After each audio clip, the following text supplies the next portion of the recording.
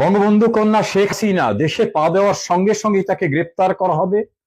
শুধু ফাঁসিটা কার্যকর করা বাকি থাকবে, আর কিছু না। যখনই তিনি পৌঁছাবেন তখনই ফাঁসি কার্যকর করা হবে। এমন দাম্ভিকতার কথা যারা বলছেন তাদের উদ্দেশ্যে আমার মেসেজ, বাংলাদেশে এমন কোন শক্তি নেই, আল্লাহর উপর ভরসা রেখে বলছি, শেখ হাসিনাকে ফাঁসির রজ্জুতে ঝোলাতে পারে। এমন কোন শক্তি নাই যে শেখ হাসিনাকে গ্রেপ্তার করতে পারে।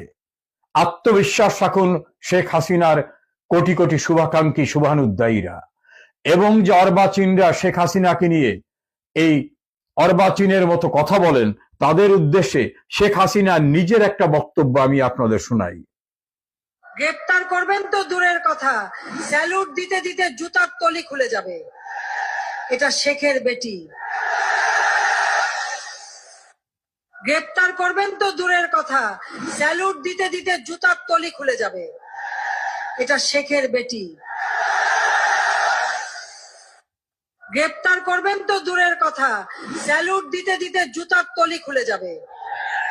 বোঝা গেল যে গ্রেপ্তার করবেন তো দূরের কথা, স্যালুট দিতে দিতে পায়ের জুতার তলি খুলে যাবে।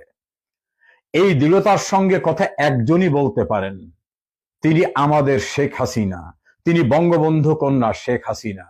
ধমনীতে যার বঙ্গবন্ধুর রক্ত, যার ঈপ্সিত লক্ষ্যে তিনি পৌঁছাতে কখনো ভুল করেন না, তার অভীষ্ট লক্ষ্যে তিনি পৌঁছান।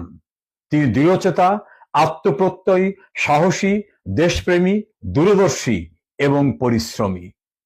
কাজী যারা অর্বাচীনের মতো শেখ হাসিনাকে নিয়ে বিভিন্ন মন্তব্য করেন, পরিণতি তাদের কি হবে সেজন্য তারা প্রস্তুত হন।